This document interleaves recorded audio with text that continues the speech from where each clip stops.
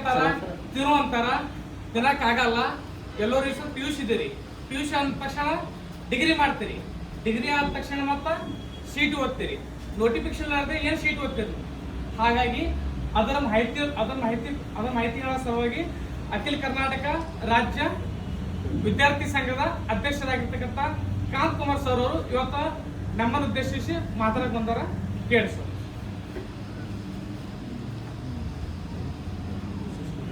Sir ಎಲ್ಲ degree sheet ಓದೋರು sir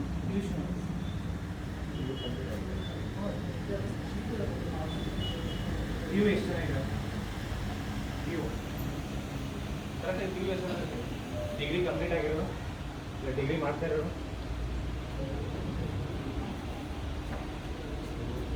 degree ಅಷ್ಟೊಂದು ಒತ್ತು ಕೊಡಲ್ಲ ಸರ್, ಎಲ್ಲರೂ ಕಾಂಪಿಟೇಟಿವ್ನ ಜಾಸ್ತಿ. ನೆಕ್ಸ್ಟ್ ನೀವೆಲ್ಲ ಗೌರ್ಮೆಂಟ್ ಎಕ್ಸಾಮ್ಸ್ ತಗೊಂಡು ಒಂದು ಸರ್ಕಾರಿ ಕೆಲಸ ತಗೋಬೇಕು ಅಂದ್ಕೊಂಡಿರೋರೇ ಜಾಸ್ತಿ ಜನ ಇರಲ್ವಾ? ಹೌದಾ ಇಲ್ವಾ? ಆ್ಯಕ್ಚುಲಿ ಈಗ ನಿಮ್ಮದು ಏನು ಮೈಂಡ್ ಸೆಟ್ ಇದೆಯಲ್ಲ, ಈ ಒಂದು ಟ್ರಾನ್ಸಿಷನ್ ಪೀರಿಯಡ್, ಈ 10th ಮತ್ತು ಪಿ ಯು ಆದಮೇಲೆ ಡಿಗ್ರಿ, ನೀವು ಒಂದು 5 ವರ್ಷ ಕಷ್ಟಪಟ್ಟರೆ ನೀವು ಲೈಫಲ್ಲಿ ಏನು ಬೇಕಾದರೂ ಅಚೀವ್ ಮಾಡ್ಬೋದು ಈ ಒಂದು ಏಜಲ್ಲಿ. ಯಾಕೆ ಅಂತಂದರೆ ಈಗ ನೀವು 16, 17, 18 ಇಯರ್ಸ್ ಇರ್ತೀರ ಅಂತ ಅಂದ್ಕೊಳ್ಳಿ. ಪಿ ಯುಲಿ ನಿಮಗೆ ಗೊತ್ತಿರಲ್ಲ ಏನು ಮಾಡಬೇಕು ಅಂತ ಹೇಳಿ. ಯಾಕೆ ಅಂತಂದರೆ ಅವೇರ್ನೆಸ್ ತುಂಬ ಇಂಪಾರ್ಟೆಂಟು. ನೀವೊಂದು ಹಳ್ಳಿಯಲ್ಲಿ ಹೋಗಿ ಇವಾಗ ಅಟ್ಲೀಸ್ಟ್ ಸ್ವಲ್ಪ ಏನೋ ಸೋಷಿಯಲ್ ಮೀಡಿಯಾ ಇದೆ. ಒಂದು 5 years ಬ್ಯಾಕ್ಗೆಲ್ಲ ನಿಮಗೆ ಏನು ಮಾಡಬೇಕು ಅನ್ನೋದೇ ಗೊತ್ತಿರಲ್ಲ. ಇವಾಗ ಎಲ್ಲ ಗೊತ್ತಿದ್ದು ನೀವೇನು ಮಾಡ್ತೀರಾ ಅಂದರೆ ಸೋಷಿಯಲ್ ಮೀಡಿಯಾದಲ್ಲಿ ಮುಳುಗೋಗಿರ್ತೀರ. ಏನು ಅಚೀವ್ ಮಾಡಬೇಕು ಅನ್ನೋದಿರಲ್ಲ. ಏನಾದರೂ ಅಚೀವ್ ಮಾಡ್ಬೇಕಂತಂದರೆ ದೊಡ್ಡದಾಗಿ ಗೋಲ್ ಇಟ್ಕೊಬೇಕು.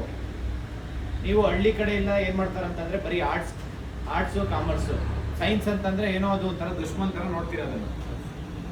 ಹೌದಾ ಇಲ್ವಾ? ಮತ್ತು ಇಂಜಿನಿಯರಿಂಗು ಇದೆಲ್ಲ ತುಂಬ ಎಷ್ಟೊಂದು ಆಪ್ಷನ್ಸ್ ಇದೆ ಇವಾಗ. ನೀವು ಇವಾಗಲಿಂದ ಏನಾದರೂ ನೀವು ಕಾಂಪಿಟೇಟಿವ್ ಎಕ್ಸಾಮ್ಸ್ ಓದಲೇಬೇಕು ಅಂತ ಹೇಳ್ಬಿಟ್ಟು basic books 1 to 10th NCERT ಇರ್ಬೋದು, DCERT ಇರ್ಬೋದು, ಸ್ಟೇಟ್ ಸಿಲೆಬಸ್ ಗೊತ್ತಲ್ಲ. ಮುಂಚೆ ನಮಗೆ ಒಂದು ಕಾಂಪಿಟೇಟಿವ್ ಎಕ್ಸಾಮ್ಸ್ ಓದಬೇಕಂತಂದರೆ DCERT ಇರಲಿಲ್ಲ. ತಮಿಳ್ನಾಡು ಬುಕ್ಸು ಬೇಸಿಕ್ ಬುಕ್ಸ್ ತೊಗೊಂಡು ಓದಬೇಕಾಯ್ತು. 10th PUC ಇಲ್ಲ. ನಿಮಗೆ 7th ಇಂದ 12th ತನಕ ಏನು ಬೇಸಿಕ್ ಬುಕ್ಸ್ ಇದೆಯಲ್ಲ, ಆ ಬುಕ್ಸ್ ನೀವು ಉಟ್ಕೊಂಡು ಓದಿದ್ದು ಆದರೆ ನೀವು ಎಕ್ಸಾಮ್ಸಲ್ಲಿ ಒಂದೇ ವರ್ಷದಲ್ಲಿ ನೀವು ಜಾಬ್ ತೊಗೊಬೋದು. ಯಾಕೆ ಹೇಳ್ತಾ ಇದ್ದೀನಿ ಅಂತಂದರೆ ನೀವೆಲ್ಲ ಈಗ ಡಿಗ್ರಿ ಮತ್ತು PUC ಇರೋದ್ರಿಂದ ನಾನು ಈ ಮಾತು ಹೇಳ್ತಾ ಇದ್ದೀನಿ. ಅವೇರ್ನೆಸ್ ತುಂಬ ಇಂಪಾರ್ಟೆಂಟು. ಒಂದು ಡಿಗ್ರಿ ಕಂಪ್ಲೀಟ್ ಮಾಡಿದ ತಕ್ಷಣ, ಒಂದು PU ಆಗಿದ ತಕ್ಷಣ ನೀವು ಒಂದು ಪೊಲೀಸ್ ಕಾನ್ಸ್ಟೇಬಲ್ ಆಗ್ಬೋದು, ST ಎಕ್ಸಾಮ್ ತೊಗೊಬೋದು. ಒಂದು ಡಿಗ್ರಿ ಕಂಪ್ಲೀಟ್ ಮಾಡಿದ ತಕ್ಷಣ ಎಲ್ಲ ಎಕ್ಸಾಮ್ಸ್ಗೂ ಎಲಿಜಿಬಲ್ ಇರ್ತೀರ ನೀವು. ಎಲ್ಲ ಎಕ್ಸಾಮ್ಸ್ಗೂ ಒಂದು FDA ಕಾಲ್ ಆಗಲಿ, ಒಂದು CTA ಕಾಲ್ ಆಗಲಿ, ಒಂದು PDO ಕಾಲ್ ಆಗಲಿ, KS ನೋಟಿಫಿಕೇಶನ್ ಆಗಲಿ, PSI ನೋಟಿಫಿಕೇಶನ್ ಆಗ್ಬೋದು. ಎಲ್ಲ ನೋಟಿಫಿಕೇಶನ್ಸ್ಗೂ ನೀವು ಕ್ವಾಲಿಫೈಡ್ ಇರ್ತೀರಾ. ಈವನ್ ನೀವು ಇವಾಗಿಂದ ಒಂದು ಮೆಂಟಲಿ ಫಿಕ್ಸ್ ಆಯ್ತಂತಂದರೆ ನೆಕ್ಸ್ಟ್ ಒಂದು 5 yearsಲ್ಲಿ ನೀವು ಇದೇ ಡಿಸ್ಟಿಕ್, ತಾಲೂಕಲ್ಲ, ಇದೇ ಡಿಸ್ಟಿಕ್ಗೆ ನೀವು DC ಆಗ್ಬೋದು. ಯು ಆರ್ ದ ಫಸ್ಟ್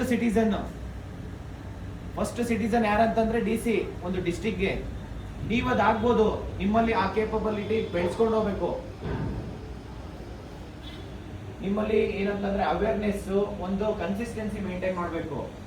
ಯಾವುದೇ ಎಕ್ಸಾಮ್ ತಗೊಳ್ಳಿ ನೀವು, ಯಾವುದೇ exams very simple, easy clear ಮಾಡೋದಕ್ಕೆ.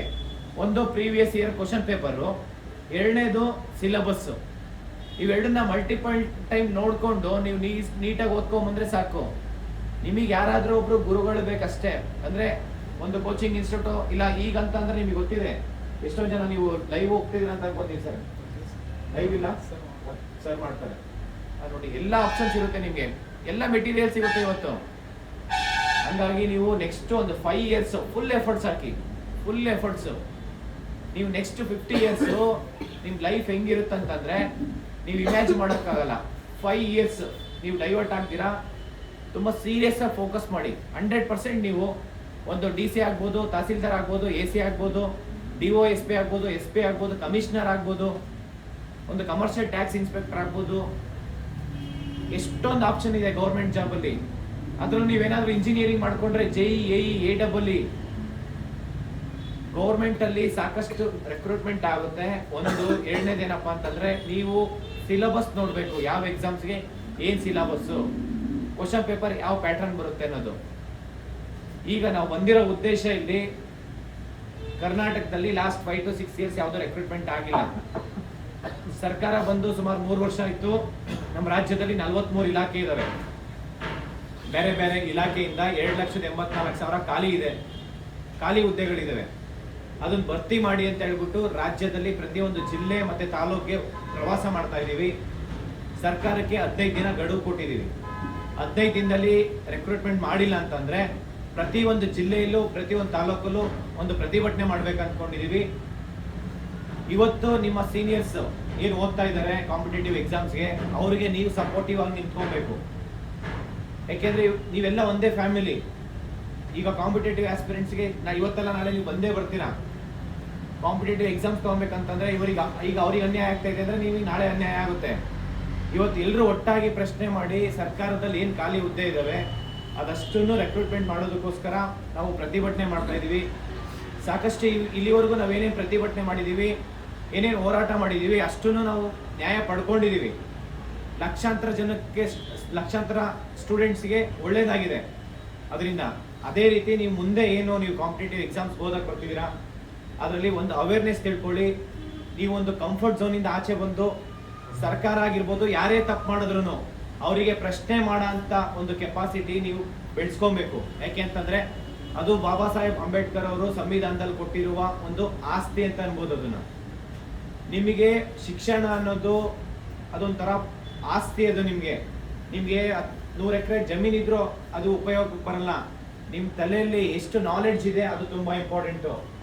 ನಾಲೆಡ್ಜ್ ಇದ್ರೆ 100 ಎಕರೆ ಅಲ್ಲ, ನೀವು 100 ಕೋಟಿ ಆಸ್ತಿ ಎಲ್ಲ ಏನ್ ಬೇಕಾದ್ರೂ ಮಾಡ್ಬೋದು. ಈ ರಾಜ್ಯದ ನೀವು ನಾಳೆ ದಿನ ಮುಖ್ಯಮಂತ್ರಿ ಆಗ್ಬೋದು. ಅದು ನಾಲೆಡ್ಜ್ ಇದ್ರೆ ಮಾತ್ರ. ದಯವಿಟ್ಟು ಅರ್ಥ ಮಾಡ್ಕೊಳ್ಳಿ. ಪ್ರತಿ ಒಂದು ಆಸ್ಪಿರೆಂಟ್ಸು ನೀವು ಫೋಕಸ್ ಎಲ್ಲಿ ಮಾಡ್ಬೇಕಂತಂದ್ರೆ ರೈಟ್ ಪಾತ್ ಇಟ್ಕೊಬೇಕು. ಒಂದು ಕ್ಲಿಯರ್ ಕಟ್ ಗೋಲ್ ಇರ್ಬೇಕು ಏನ್ ಮಾಡ್ಬೇಕಂತ ಹೇಳಿ.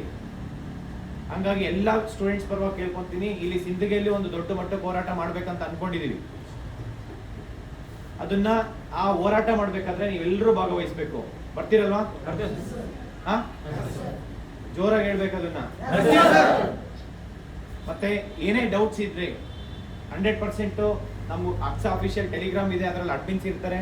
ನಾನು ಬೇಕಾದ್ರೆ ನೀವು ಯಾವಾಗಾದ್ರೂ ಕರೀರಿ, ನಾನು ನಿಮ್ ಸಿಂದಗಿಗೆ ಬರ್ತಾ ಇರ್ತೀನಿ ಅವಾಗ. ಏನಾದ್ರೂ ನಿಮಗೆ ತೊಂದರೆ ಆಗ್ತಾ ಇದೆ, ನಿಮ್ಗೆ ಅನ್ಯಾಯ ಆಗ್ತಾ ಇದೆ, ಇದರಿಂದ ಏನ್ ಬೇಕಾದ್ರೂ ನೀವು ಹೇಳಿ.